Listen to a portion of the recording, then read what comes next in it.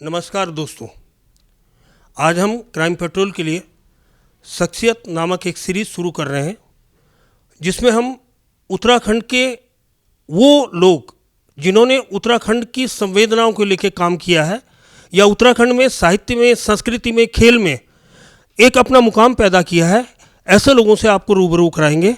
और मेरे साथ एक जाना माना नाम केसर सिंह बिष्ट है। आज केसर सिंह बिष्ट भले ही टिहरी के एक छोटे से गांव में पैदा हुए हैं, लेकिन उसके बाद बम्बई में पत्रकारिता करते हुए और पहाड़ी जन समुदाय जो उत्तराखंडी लोग वहाँ रह रहे हैं उनको एकजुट करने में, उनकी सांस्कृतिक, खेल और वैचारिक गतिविधियों को बढ़ावा देने में इनका अहम योगदान है। और पिछले 13 साल से कौथिक नाम का एक सांस्कृतिक संगम मुंबई में हो रहा है जिसमें तमाम महाराष्ट्र में रहने वाले उत्तराखंडी और उसके बाद उत्तराखंड के भी और उत्तराखंड के अलावा अन्य राज्यों में रहने वाले लोग भी उसमें बढ़ चढ़कर भाग लेते हैं।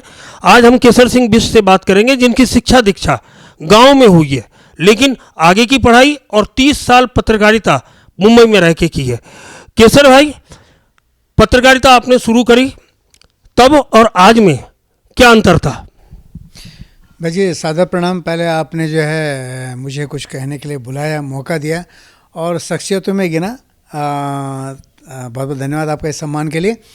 और आप इस सीरीज़ की शुरुआत मुझसे करें, ये मेरे लिए बहुत बड़ी सम्मान की बात है। मुझे मेरी ओर से क्राइम पेट्रोल को हार्दिक बधाई, शुभकामनाएं। अब आप पत्रकारिता की चर्चा आप शुरू करें।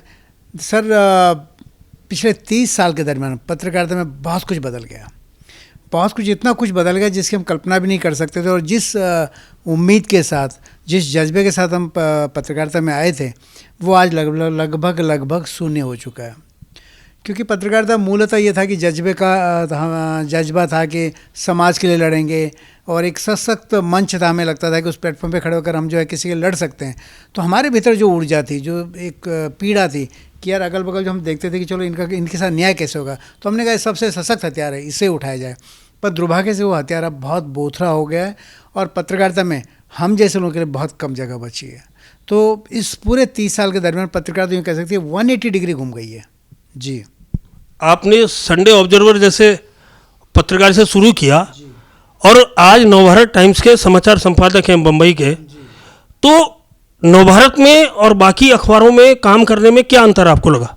नहीं, बहुत बड़ा अंतर है। देखिए, हमने जब जर्नलिज्म शुरू करी थी 92-93 के आसपास जब हम आए थे और संडे ऑब्जर्वर में हम अंशकालिक संवाददाता के रूप में रहे, बहुत सारी रिपोर्टिंग करी, अच्छी रिपोर्टिंग करी, बढ़िया रिपोर्टिंग करी, वो स्पेस भी था। लेकिन वहाँ से जो सिलसिला शुरू हुआ, वो सिलसिला बहुत कह सकते कि ऊपर नीचे होता रहा। कहीं अच्छा लगा, कहीं नहीं लगा। मैंने कई अखबारों में काम किया और उसके बाद जो मूल पड़ाव कह सकते हैं पत्रकारिता का, वो था हमारा महानगर एक अखबार था। जब शिवसेना अपने चरम पर थी, बाल ठाकरे जी का जो है तूती बोलती थी, उस वक्त जो है निखिल वागले उसके संपादक हुआ करते थे। मराठी में अखबार था। उस दौर में जो है पत्रकारिता का जज्बा अपने पूरे उफान पर था। और तब जो एक दौर ऐसा भी था कि हमने सड़क पर अखबार भी बेचे जब शिवसेना ने बैन कर दिया। तो उस समय लगता था कि हाँ, हम पत्रकारिता कर रहे हैं। और उसके बाद वो हिंदी अखबार हमने शुरू किया, हमने लॉन्च किया, उसका जो हिंदी एडिशन था। फिर मैंने उस 2 चक्र में उस अखबार में रहा। एक पहले जब शुरुआत हुआ और उसके बाद फिर दोबारा मैं जब बाहर गया, उसके बाद फिर लौट के आया मैं, तो फिर समाचार संपादक में रूप में फिर जुड़ा। तो लेकिन उसके बाद फिर जो अखबार रहे, जिन अखबारों से मैं जुड़ा लगातार, अब मैं नवभारत टाइम्स नहीं, नवभारत में हूँ, जो मध्य प्रदेश का मूल अखबार है। उसके बॉम्बे एडिशन में हमने शुरू किया। मैंने 2 अक्टूबर 1997 को वो अखबार ज्वाइन किया। लेकिन उस अखबार में जो मुझे लगता है कि अखबार बेशक बॉम्बे पहुंच जाए, दिल्ली पहुंच जाए, लेकिन एक जो आंचलिक स्वरूप अखबारों का, उसमें बहुत ज़्यादा परिवर्तन नहीं होता। और वो मुझे लग रहा है कि विचार के स्तर पर भी उनका कैनवस बड़ा नहीं होता है। बेशक उनका अपना प्रकाशन का कैनवस बड़ा हो जाए, लेकिन थॉट प्रोसेस मुझे लगता है बहुत कमजोरी होता है। तो अंत में ये हुआ कि मैं उस अखबार में जो तमाम चीज़ें थी कि प्रोविडेंट फंड के मामले थे, कई ऐसे मामले थे जो धीरे धीरे उठे। और उसके बाद मैंने ही पहल करके यूनियन का गठन किया। और मेरे लिए यूँ कह सकते कि 22 साल की लगभग मेरी नौकरी रही नवभारत में। और अंत में पूरे 22 साल में जो है उस यूनियन के रूप में अपने साथियों के साथ संघर्ष ही करता रहा।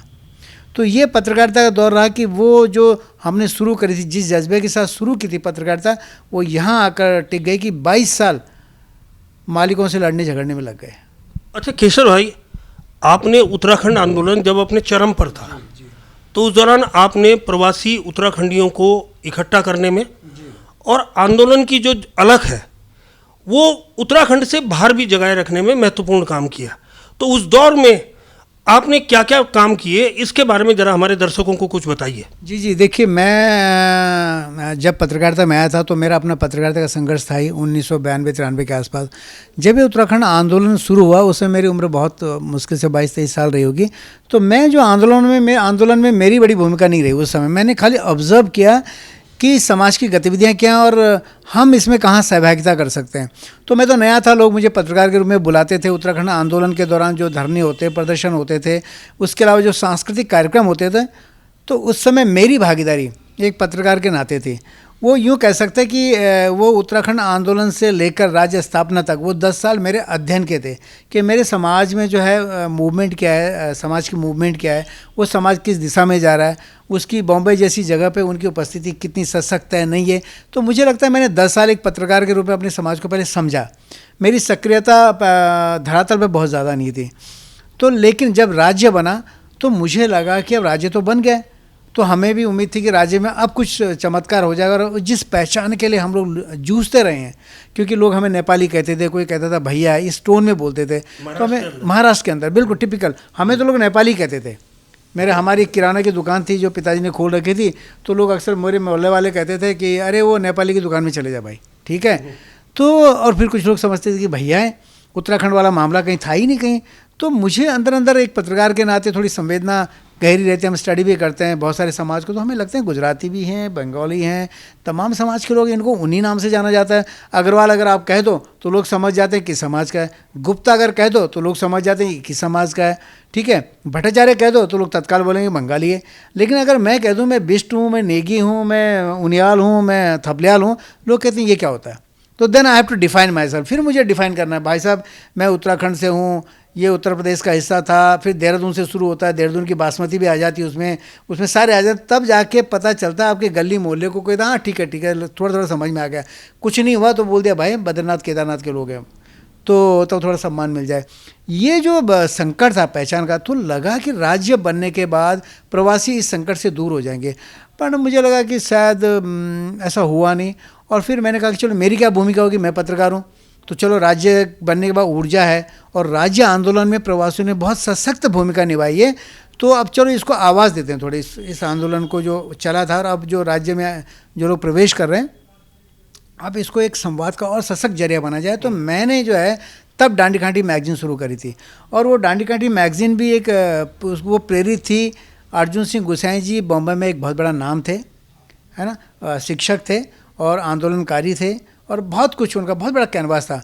तो हमने कहा कि वो फिर बाद में कैंसर से पीड़ित हो गए, फिर वो उनका काफिला रुक गया।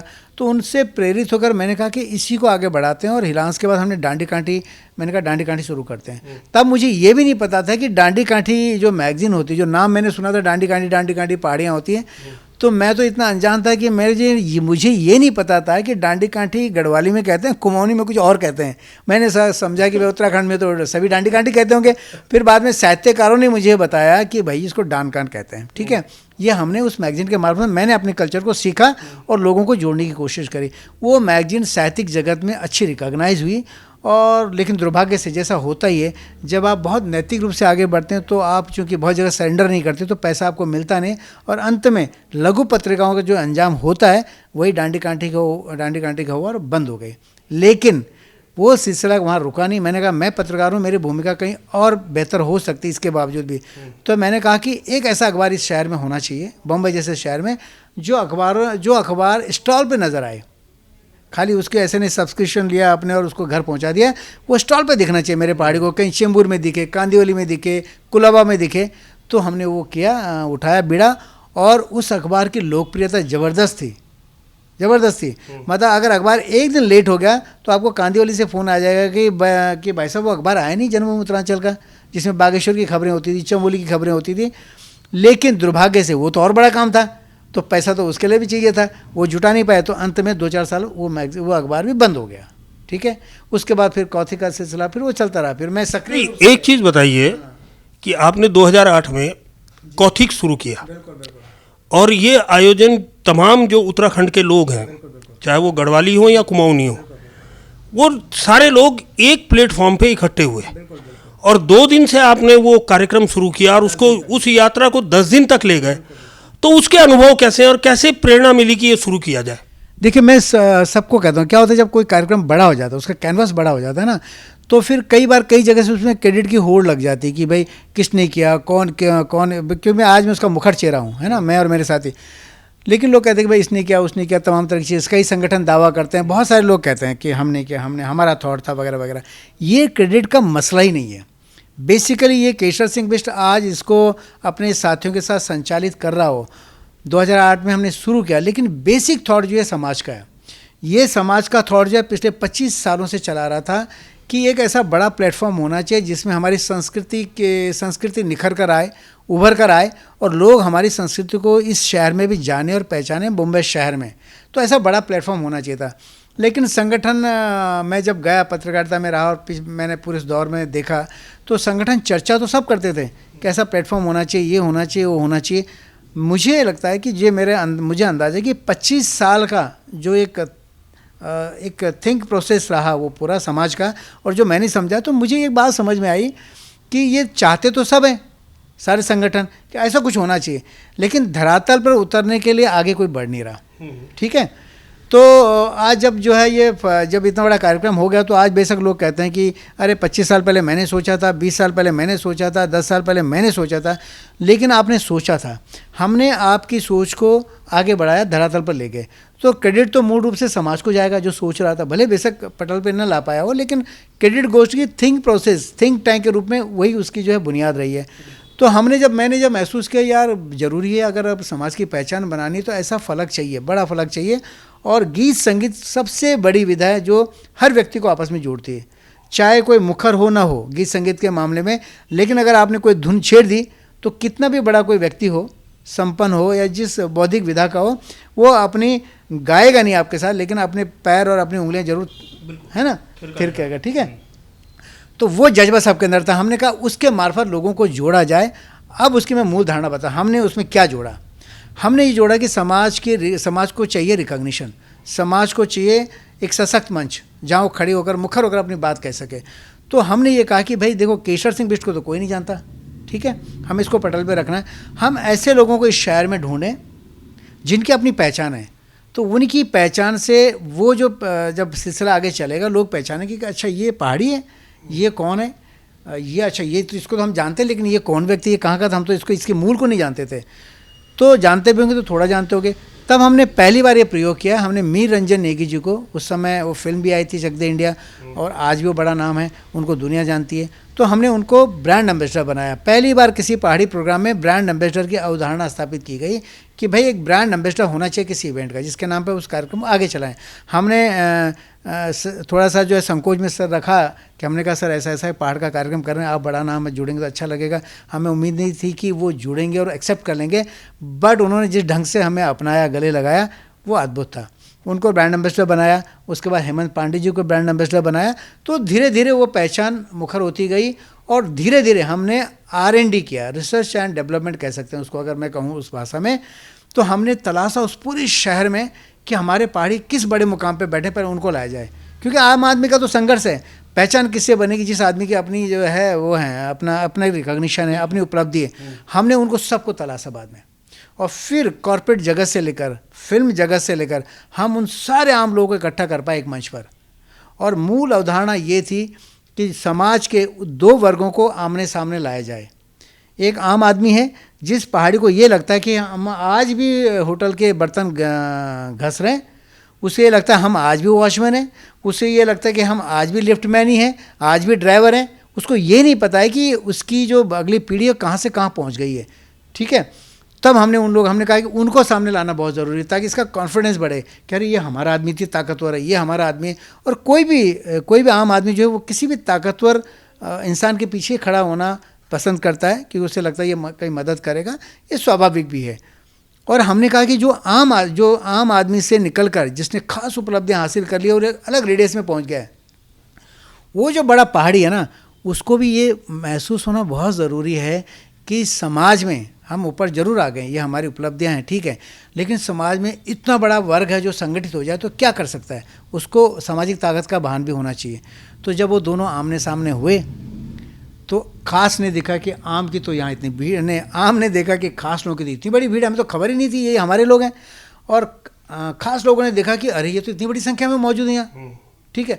उसने जो एक पैदा की, जो ऊर्जा पैदा करी समाज के भीतर, जो एक माहौल बनाया ना, उसने कौथिक को उस जगह पे ले जाया जिसकी हमने कल्पना भी नहीं करी थी 2008 में कि ये यहाँ तक जा सकता है।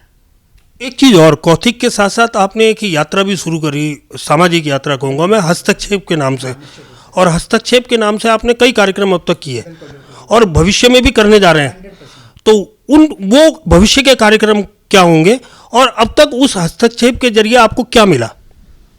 निश्चित रूप से जो है हमने हस्तक्षेप का जो पूरा एक आइडिया था, जो हमने 2016 में हमने एक यात्रा भी करी थी उत्तराखंड में, और उसके पीछे धारणा ये थी कि हस्तक्षेप को हम एक ऐसे मंच के रूप में विकसित करना चाह रहे हैं जहां प्रवासी और निवासी सोशल प्लेटफॉर्म पे आकर संस्कृति के अलावा भी जो सामाजिक मुद्दे हैं उन पर बात कर सके, चाहे वो पुलिस के मसले हैं, कोर्ट के मसले हैं, जो दूसरे मसले हैं, जो आम जीवन में कई बार हम ऐसी जगह ट्रैप हो जाते हैं जहाँ लगता है कि यार हमें समाज की ज़रूरत है, ठीक है।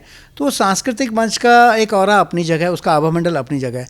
तो हमने उसको, जो हमने कहा कि एक ऐसा मंच प्लेटफॉर्म पे बनाया जाए कि जहाँ पे प्रवासी निवासी इकट्ठे हों और हम सामूहिक रूप से उत्तराखंड की बात करें। अब हो क्या रहा है मैं आपको बताता हूँ, असल दर्द क्या है। देखिए हम प्रवासी हैं, हमारी 3-4 पीढ़ियाँ बॉम्बे में गुजर गई और आगे भी पता नहीं वो चलता रहेगा सिलसिला। लेकिन दिक्कत है कि जब आप किसी भी भूमि पे होते हैं तो ये मानना पड़ेगा आपको कि आप उस भूमि के नहीं होते, ये कहीं ना कहीं आपको एहसास होता है। अगर आज भी अगर कोई लंदन अमेरिका में भारतीय व्यक्ति है और उसकी कई पीढ़ियाँ हो गई हैं, वो जुबान से भी विदेशी हो गया है, शक्ल से भी विदेशी हो गया है, भारतीय नहीं रहा, लेकिन हम आज भी लिखते हैं कि भारतीय मूल का, वहाँ के लोग भी कहते हैं भारतीय मूल का। उसके साथ जो है वहाँ का ओरिजिन नहीं जुड़ा है, बावजूद नहीं बना है, बावजूद इसके कि उसने वहाँ की नागरिकता हासिल कर ली है, ठीक है। यही हमारे बॉम्बे का इशू है, महाराष्ट्र का मसला है, दिल्ली का, कहीं का भी। तो हमारी अपनी पहचान ऐसा लगता है कि नहीं नहीं, हमारी असली भूमि तो उत्तराखंड ही है, चाहे मैं कितनी भी तरक्की कर लूँ, मेरी कितनी भी पुश्तें यहाँ हो जाएं। 2 अक्टूबर को कोई पदयात्रा आप करने वाले हैं? मैं वही समझाना चाह रहा हूँ कि वो हस्तक्षेप जो है एक ऐसी कोशिश है कि जो प्रवासियों को इस ज़मीन से जोड़े और जो निवासी हैं वो उनसे जुड़े और मिलकर हम उत्तराखंड की बात करें। अभी मैं बॉम्बे में कर रहा हूँ, आप देहरादून में कर रहे हैं, आप और हम जैसे हम प्लेटफॉर्म पे कौथिक के प्लेटफॉर्म पे मिले और हम यहाँ तक आ गए ना, ऐसे उस मंच पर हम दूसरे मुद्दों पर बात करें। अब 2 मार्च का जो है, हम 2 अक्टूबर को हम रामपुर तिराहा जा रहे हैं कार और साइकिल रैली के रूप में। उसका मूल बिंदु ये है कि मैं ये मानता हूँ, बॉम्बे से जो मैं देखता हूँ, जो समझता हूँ, इस पूरे 30 साल के दरमियान जो मैंने महसूस किया है कि रामपुर तिराहा जो कांड है वो हमें सबसे ज़्यादा वाइब्रेट करता है, इक्वली वाइब्रेट करता है, निवासियों को भी और प्रवासियों को भी। कुछ दूसरे मुद्दे होंगे वो आपके अलग हो सकते हैं, आप उस पर अलग राय रखें, बॉम्बे में मैं अलग राय रखूं, लेकिन ये जो मुद्दा है रामपुर तिराहा वाला, ये बराबरी का मुद्दा और बराबरी की संवेदनशीलता है दोनों जगह पे, ठीक है। तो हमने कहा कि इस बिंदु पर हम जाएं, उन्हें श्रद्धांजलि अर्पित करें। दोस्तों, अभी आपने केसर सिंह बिष्ट जो कौथिक के हीरो हैं उनके साथ विभिन्न मुद्दों पर हमारी बातचीत सुनी। आपको कैसी लगी? आप लाइक करें, सब्सक्राइब करें और कमेंट्स भी जरूर दें कि हम इसमें क्या सुधार कर सकते हैं।